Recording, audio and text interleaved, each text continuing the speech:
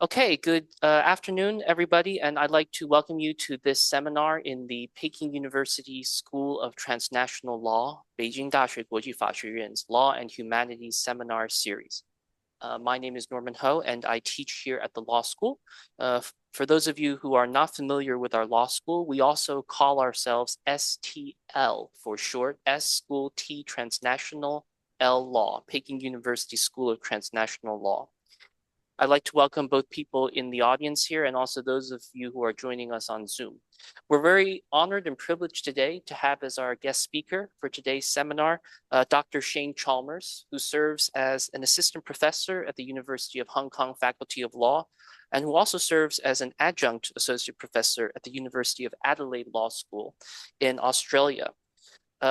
Dr. Chalmers, in many ways, is really a perfect speaker for this series because, as you know, our speaker series is called Law and Humanities Seminar Series, and Dr. Chalmers is doing pioneering work specifically right in the law and humanities. His research area focuses on law and the humanities, but spans various different areas, including law and colonialism, which he's written a lot about colonial effects of law and also the legal history and jurisprudence behind that, law and literature, but also international law and critical legal theory and how law and the humanities fits into and informs these areas of law. He's written various articles as well as monographs. I believe there's an upcoming monograph coming out with CUP, Cambridge University Press, soon. And so I urge for those of you who are interested in law humanities to be sure to take a look at that when it comes out. So Professor Chalmers will speak to us today on the topic of customary international law and the humanities. He'll talk for about 40 minutes, and after which we'll open the floor for questions and discussion. I would like to give the floor now to Professor Chalmers. Thank you.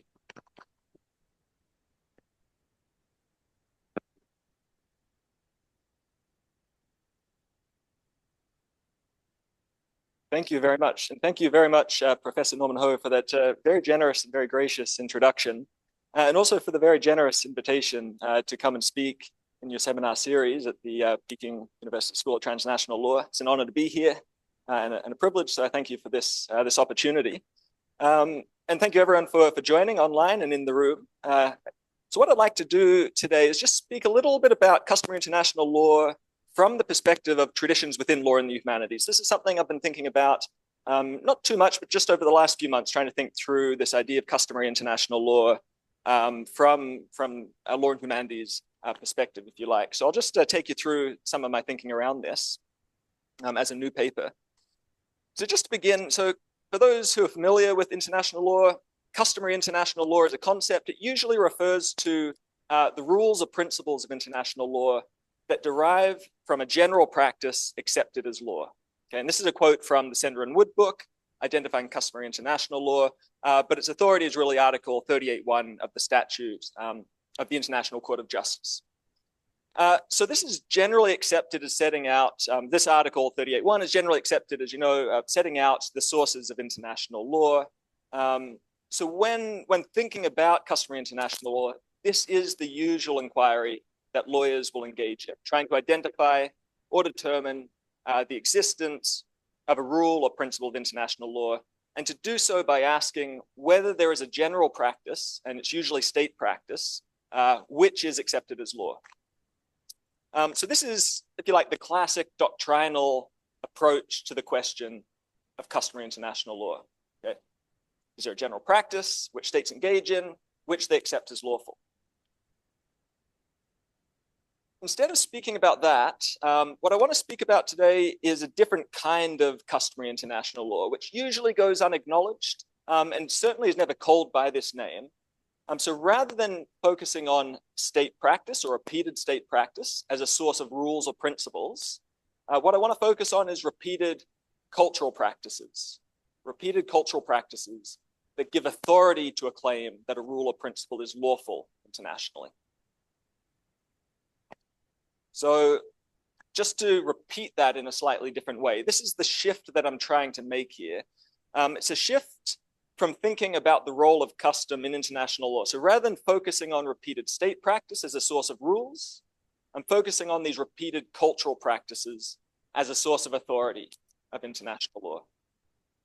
And there are going to be very many customary practices that help to give authority to international law. I'm just going to address two of them in this talk. One is geography, and the other is historiography as these cultural practices, right? So how the world is represented and how history is told. So, in short, and I guess this is really the punchline or the argument that I'm trying to flesh out here.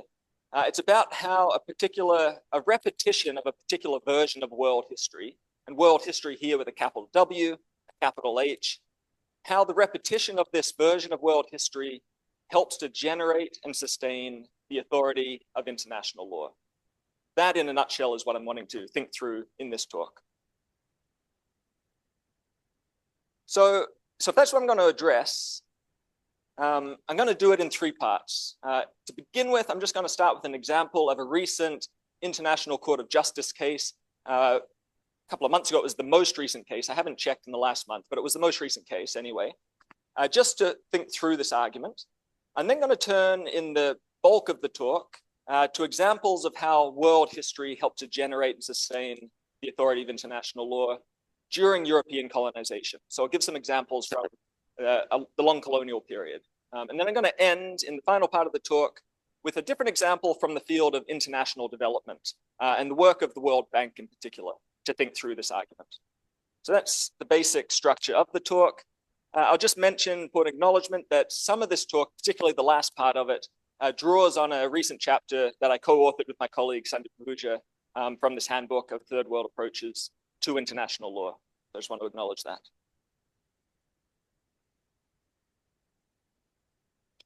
Okay, just as importantly, I also want to acknowledge that in many ways, this is a well-trodden path, and there are many eminent guides that have helped me along the way. And these are mostly scholars in the field of third world approaches to international law. I think they've done some of the most important work on this topic. There are far too many to mention right here, but some of the most influential on my own thinking are on this slide. And I'll just mention these briefly. So of course, Anthony Anghie's seminal book on imperialism, sovereignty, and the making of international law, on the colonial origins of international law has been very seminal for me. Shauna Dorsett and Sean McVeigh's book on jurisdiction is another hugely important influence on this particular paper. Important because it provides a way of thinking about how repeated practices work to generate or sustain the authority of law more generally. Also, Vasuki Nasaya's early paper, Placing International Law, White Spaces on a Map. This is a paper that I'll return to, but helpful in thinking about how practices of geography in particular and cartography provide authority to international law. As well as Chris Giva's article and the work of Valeria Vázquez Guevara on the relationship between truth commissions and the authority of international law. These are among the ones, so the influence of these works will be seen throughout this talk, even if I'm not referring to them directly as I go through. Okay, so let me just begin then with the introductory example. So this is the most recent judgment, or one of the most recent judgments of the ICJ, the International Court of Justice. It was handed down in May this year. It's a case between Gabon and Equatorial Guinea concerning land and maritime borders, as well as claims to sovereignty over islands. The issue that the court had to deal with really goes back to decolonization. So Gabon won independence from France in 1960, while Equatorial Guinea won independence from Spain in 1968. And these newly independent states, they were left with a conflict over the delimitation of their borders around three particular areas, which you can see on this map here. So the Kai River region, which is the green box, the Utamboni River region, which is the red box in this map, as well as a dispute as to sovereignty over islands in Corisco Bay, which you can see in the black box. And this map was used in the judgment of the ICJ. So I want to use this as an opening example for this talk, in part because it is the most recent decision, or one of the most recent decisions of the ICJ. And for that reason, somewhat random. It sort of helps to make the point, I think, for me about the general practices. But But it also is useful to begin with because it draws this difference or this contrast that I'm making between the doctrinal approach and the law and humanities approach. So on the one hand, customary practices as a source of rules of international law, the doctrinal question, compared to customary practices, these sort of cultural practices as a source of authority. So I think this case helpfully makes that distinction between these two ways of thinking about customary international law. Okay, so let me just go into it a little bit. So the ICJ itself was not asked to resolve the territorial claims. It was asked to determine the applicable law. So this is a quote, whether the titles, treaties, and international conventions invoked by the parties have force of law. And to work that out, the court turned to customary international law, and specifically it turned to the customary international law of treaties. And that includes this rule you can see on the slide here, that an intention of the parties to be legally bound is necessary for an instrument to constitute a treaty. So very simply, this is an example of how the court and international lawyers more generally would think about custom as a source of rules, right? My argument, though, is that there is another way in which custom matters in this case, right? My argument is that the court was engaging in its own customary practices, which give authority to the judgment. But these practices are not acknowledged in the judgment itself.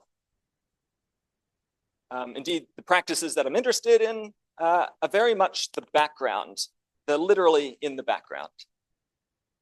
So the first section of the judgment is, as you can see here, it's titled General Background, and it's composed of two subsections. One of them is on geography, the other one is on history. And I guess my contention here, or my argument, is that it's precisely as general background that the court's geography and historiography really help to give this judgment its authority. The world history that the court reproduces in its judgment provides the frame or the worldview that helps to sustain the claim that this text, this judgment, has the force of law. So let me sort of work through that. So what is the world history that the court reproduces? Well, it's an origin story, and it's an origin story that begins in Europe and European colonization. So that's to say that in the court's historiography, this part of Africa has no relevant history before Europeans arrived. And you can see this subsection B, history, originally colonies, right? Originally colonies. So the court's historical starting point, to be precise, is 1778. And this is the Treaty of El Pardo, in which Portugal ceded 2 islands to Spain. But the Treaty of El Pardo itself was an attempt to clarify the Treaty of Tordesillas, infamous agreement between Portugal and Spain from 1494, which sought to divide the so-called New World or the newly discovered world between them. So the relevant history for the court starts in Europe, 15th century, but the main historical markers are really in the 19th century. And you can see this on the slide as well, highlighted, so underlined in yellow here. So begins 1843, you've got Spain's declaration of sovereignty over Corisco Island. 1858, you've got Spain's royal order establishing the colony of Spanish Guinea. You've got 1885, this is a treaty establishing the border between German Cameroon and French Congo. And that border was contested by Spain. So in 1900, Spain and France, they reached an agreement, which is referred to as this Convention on the Delimitation of French and Spanish Possessions in West Africa. Okay. And I say this because these are the main historical events, and these are the main actors, Spain, France, and Germany, that matter.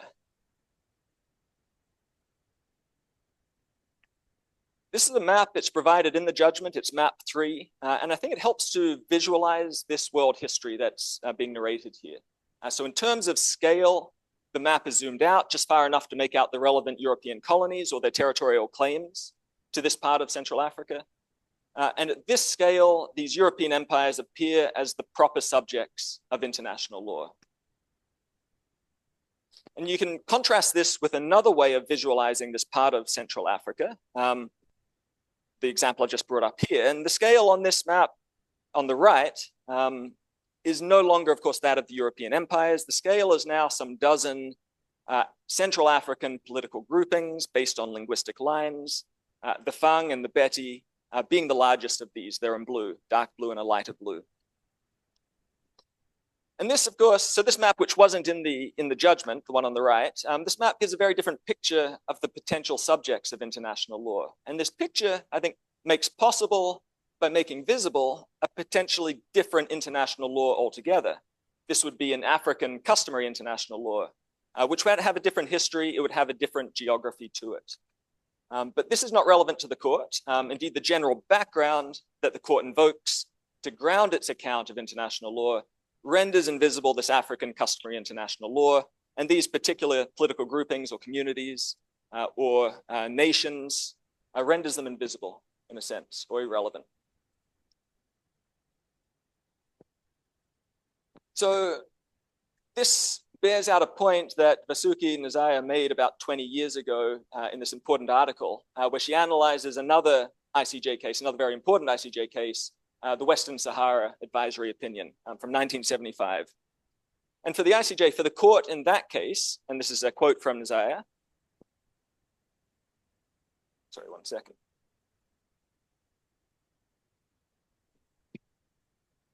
This is a quote from Nzaya. She says, "The modern nation state and its scale of sovereignty is posited as the natural and universal measure of territoriality for the court," right? So the scale of the nation becomes the overarching lens through which past ties to legitimacy become legally recognized territorial relationships.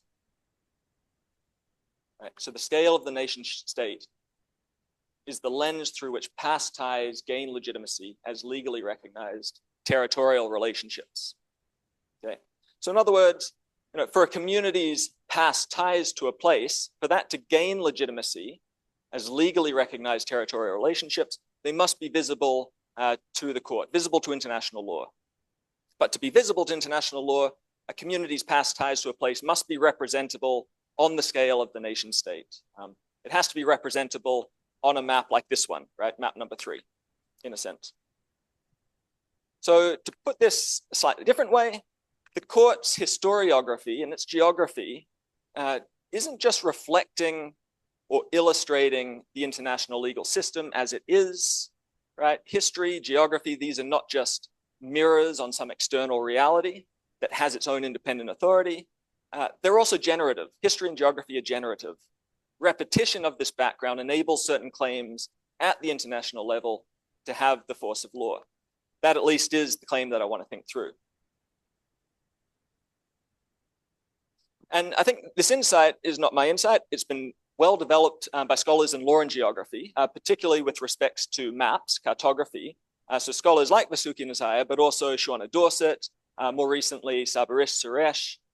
These scholars have shown how maps, of course, do not just reflect or illustrate legal claims, but actively contribute to extending legal claims over the world. And this is what Sabarish Suresh calls a map's juridical potentiality.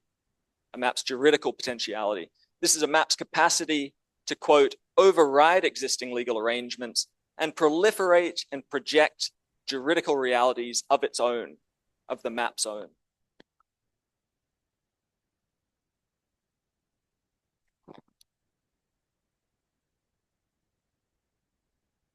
So that's an opening example. What I want to do now is think through this a little more carefully by turning to some examples, earlier examples from European colonization. So to begin with, just going back, so according to Giambattista Vico, he's a late 17th, 18th century Italian philosopher, historian, jurist. In his work From the New Science, he talks about how geography in Europe really began as this practice of naming the world based on, quote, the semblance of things known or near at hand, right? A practice of naming the world based on the semblance or appearance of things known or near at hand. And this was the practice for Vico of the ancient Greeks.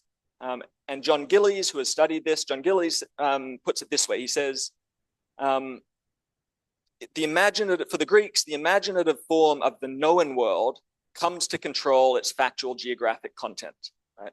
So the imaginative form of the known world, the home world, comes to control the factual geographic content that's projected onto the new world, right? So the point here is that geography for Europeans, it began less as a scientific discipline of trying to uncover new knowledge about the world, and more as this literary discipline, which involved projecting an existing social imaginary onto the world. And I'll consider some examples now of some maps that really work to intensify and extend European sovereign claims over the world during the colonial period. And each of these examples, the map is projecting a particular legal imaginary. And through the projection of this legal imaginary, the argument is that the maps are working to realize that legal imaginary as a kind of reality. It's justifying that imaginary and authorizing its claims. So the first example is on this slide. And this is the Theatrum Orbis Terrarum. It's published in Antwerp in 1570. It was the first modern atlas in Europe, created by Abraham Ortelius. He was the Flemish geographer to King Philip II. The question I'm interested in here is how this map, how this atlas, in fact, imagines world history. You can see this, turn first to the frontispiece of the atlas on the left. And you can see here at the top of this frontispiece, you have the figure of crowned Europa. She's sitting on her throne. She's got this oversized imperial orb by her side. And she overlooks the figures of Asia and Africa, who are established courtiers in this imaginary, right? And at the feet of Asia and Africa, you have a prostrate America reclining on the plinth, so naked, savage, cannibalistic. And then at America's side, you have this bust. It's the bust of, at that time, a little known figure, still went by many names, Mahilanica, Tierra del Fuego, or more expansively, Tierra Australis, this great southern land, which since ancient times, in Europe at least, had really enlivened the imaginary in Europe. Okay, so you've got these 5 continental figures. These are imagined as the main actors on the world stage, but there's no doubt about who reigns supreme, nor about who is still nascent in world history. Now, of course, this is 1570, so this is not an illustration of an existing international legal order. It was still a European fantasy. It was this imagined international legal order in which Europe would reign supreme, right? So it's kind of a projection of an imaginary at this point. And the same imaginary is represented in the atlas's most famous map, the Typus Orbis Terrarum. This is the map on the right-hand side, which is, the title really means the image of the lands of the world. And so it is based, so this is 1570, the map, and it's based on Mercator's projection from a year earlier, from 1569. And Mercator's projection, of course, is the most infamous map projection of all. Its fame or infamy results from the fact that it was this attempt to create a map that reflected not myth in the medieval tradition of Mappa Mundi, but reality in this sort of modern tradition of scientific cartography, right? And the result is well known. So in the process of projecting the spherical surface of the globe onto the flat surface of the page, the equatorial region is shrunk, the northern hemisphere is enlarged. Europe is also incidentally placed at the center of the world. So in short, of course, the Mercator projection is still very much used. It is in the news again recently. Just a couple of months ago, the African Union joined the campaign to correct the map, to abolish the use of the Mercator projection. Why? We know why. It's because the map doesn't, of course, simply reflect the world as it is. We know it represents the world in a very particular way, which both expresses this European sense of superiority, but also in doing so, quote, contributes to that sense of superiority. And that's Brian Harley, right, who writes about this, the way that this map contributes and generates, in a sense, that sense of superiority or reinforces it. And that's sort of the simple point I want to pick up on here, the way that maps, of course, don't just reflect the world, they're representing a way of seeing the world. And in doing so, they're reinforcing and sustaining that worldview.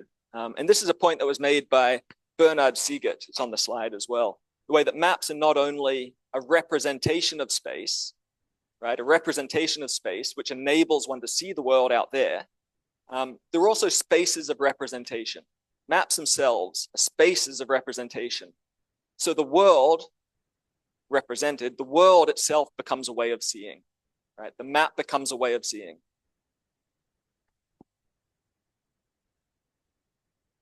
So here's another example I want to turn to. It's one of the most famous and the most influential of the so-called allegorical maps. This is a tradition of map making in Europe, which was especially popular in the 16th century. Allegorical maps, they would use this massive blank landmass at the bottom of the map as a kind of world stage. The cartographer would fill in this blank with all kinds of fantastical scenes. So in this one by Blau, this one, you can see crowned Europa. This time she's sitting center stage. She's sitting on her throne. She's receiving tribute from figures representing America, Asia, Africa. And it's Alfred Hyatt, who has studied this map and many other maps extensively.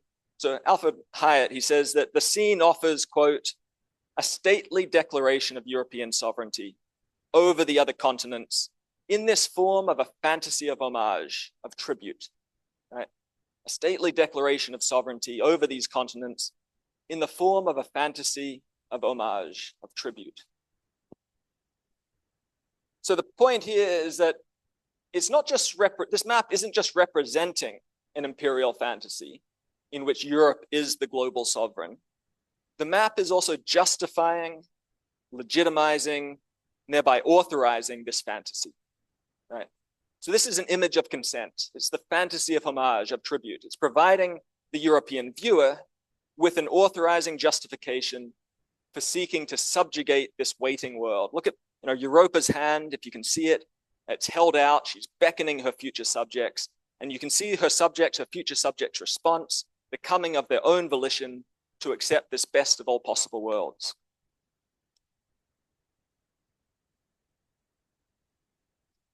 So this is the third and the final example from this period that I want to, or from British colonization that I want to think about, not British colonization, European colonization more generally. But now fast forwarding some 300 years, and we can see that there's a similar world history, capital W, capital H, similar world history still at use at the end of the 19th century, this time to justify and to authorize British claims at the international level. So this is the Imperial Federation map of the world, showing the extent of the British Empire in 1886. A very famous map. It was created by Walter Crane, a socialist, in 1886. A huge amount has been written about this map. What I want to focus on briefly is how it imagines world history. And the first detail to notice here in thinking about how it imagines world history is the small inset map in the top right corner. This small inset map, you can't see the title, but it's titled Map of the World, showing the extent of the British territories in 1786, okay? So the juxtaposition of this small map within the larger map, the effect is to draw a straight line from 1786 to 1886, right? And it's evoking, it's instantiating this idea, which was hugely popular at the time, at the end of the 19th century, of a kind of march of progress, the advance of civilization, incrementally but inexorably over 100 years.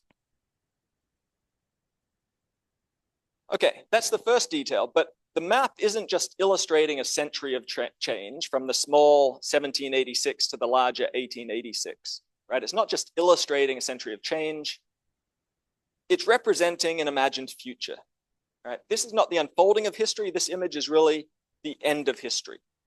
Okay, it's the end of history. How so? The key to this is in the cartouche, the surrounding border. So just as the past 1786 map is set within the present 1886 map, so too is the present set within this larger scene, which plays out around the borders, around the margins.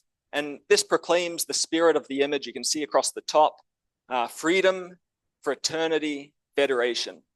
And this is a spirit that really animates the figures from around the British Empire that are crowded into the rest of the scene. So why then is this an image of the future? What makes this an image of the end of history? The answer turns, I think, on another question, which is if you're in the colonies in 1886, the height of British imperialism, would it have looked like this, right? Would it have looked like this? Freedom, fraternity, federation? Of course, that was more than matched by dispossession, degradation, disease, right? Violence, not harmony, was really the imperial order of the day in 1886. And these horrific realities of colonization are missing from the scene. The absence is not due to dishonesty, it's not due to naivety or shame. It's due to a utopian conceit. Freedom, fraternity, federation, this is the promise of what is to come, right? The end of history, when British sovereign and world subject will be in harmony, right? So this is a map of and to the future. So like the Typus Orbis Terrarum, Ortelius's map, this map by Crane, it works to intensify and extend European sovereignty over lands and peoples around the world, in part by representing a colonial legal imaginary, but also by justifying and authorizing the fulfillment of this fantasy, of this imaginary, okay? So according to this vision of world history, it's the duty of Europeans to help the colonized world to realize their full potential, to become civilized, quote, to become modern, become lawful. So the domination of peoples around the world, the denial of their laws, their languages, the theft of their lands and resources, all of this is authorized in international law as being lawful by this vision and this version of world history. It's the price that has to be paid in order to reach this future in which there will be freedom, fraternity, federation, okay? So this is the work that this map is doing, projecting a certain imaginary and then helping to realize it by offering a justification and authorization, if you like.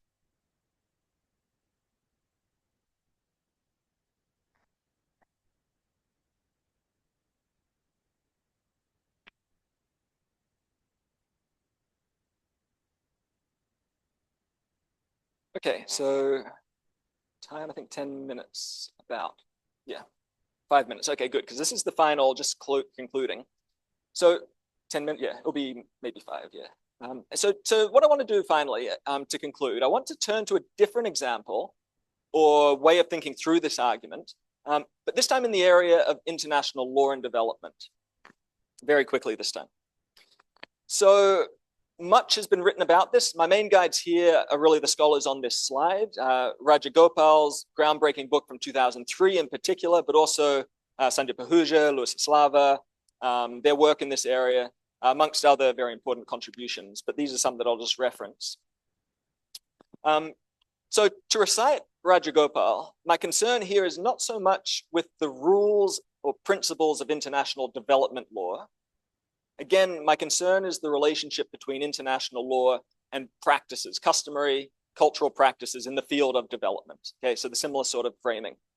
So I'm concerned with how certain repeated practices, customary practices, again, of historiography and geography in the field of development also work to justify and authorize this work of international law. And by international law, I mean interventions that are being carried out by international organizations to bring about development around the world. It could be the UN Security Council mandated missions to develop the rule of law and human rights, democracy in post-conflict countries, or the work, which I'll focus on now, of development banks, right? I'm going to focus on the World Bank in particular. So this is from the World Bank's World Development Report from 2006. So I want to use this as an example. In this report, the bank develops an argument for having, put it this way, the bank develops an argument for why having so-called good legal institutions leads to prosperity, right? Why good legal institutions leads to prosperity. And to make this argument, the bank examines what it calls the, quote, large natural experiment of European colonization. And in this experiment, Europeans, quote, created good institutions in some colonies and bad institutions in other colonies. And the colonies that received the good institutions, they're concentrated in the United States and Canada, as well as Australasia, while the colonies that received the bad institutions are in Latin America and Africa. The bank then offers an analysis of the conditions that led Europeans to develop these different institutions. And this analysis allows the bank to draw certain lessons for its contemporary development work. Okay. The issue for me, or the question for me, is how the bank's analysis, how its argument, is grounded in a particular understanding of world history. I'll just give you an example of what I'm talking about here. So it can be seen in the case study that the bank uses to develop its argument or its analysis. And this is a case study of colonial origins. In this case study, the bank tells a history of Latin America, which is one of extraction, authoritarianism, oligarchy, while the history of the US is one of relative egalitarianism and representative institutions. And the point to notice here is not whether that's right or wrong, but the point to notice here is how the bank's history of successful development in North America is told from the standpoint of the European colonists and their descendants who have benefited from the economic progress of the US and Canada, right? So settler colonies, of course, with very dark histories of violent dispossession and slavery, right? So from the standpoints of indigenous peoples in North America, whose experiences of colonization have been of genocide and intergenerational oppression, or from the standpoint of African slaves and their descendants, whose historical experiences across North America have been overwhelmingly of exclusion and economic impoverishment, these institutions don't look so good, right? From these standpoints, the good institutions are not those of the colonial state system, which protect private property. The good institutions are the ones developed by the First Nations themselves or the institutions of African origin. But these are exactly the institutions, First Nations, legal institutions, African origin, legal institutions. These are the ones that are denied as lawful by the institutional system that the bank calls good, okay? So these indigenous, these African origin institutions are squarely in the bank's category of bad institutions. And they're bad institutions, according to the bank, because they offer radically different ways of understanding shared prosperity, which doesn't follow a model of economic growth, which really is what is the crux for the good institutions that promote economic growth. So in short then, to claim that the development in North American colonies was successful, one has to be speaking from the position of the European colonizers and their contemporary beneficiaries. And success looks very different from the standpoint of First Nations or Black peoples in US and Canada. Okay, this is the final slide here. So the fact that these First Nation or African origin institutions, that they don't even register in the World Bank's analysis of development here, makes sense. It makes sense because the world history that justifies and authorizes the World Bank's version of development is one in which First Nations and African origin institutions have to be replaced by so-called modern institutions that have developed or can be seen to have developed in the US out of colonialism. And as many scholars have shown, the World Bank understands development as this sequential movement through natural, universal historical stages. So in this version of world history, First Nations, African origin institutions, they inevitably are replaced by so-called modern European institutions. And that is why, in part, for scholars like Rajagopal, there's this certain continuity between colonialism and development. You can see this quote on the slide, that with decolonization, a new discipline called development came to replace the colonizer-colonized relationship with the developed, underdeveloped one.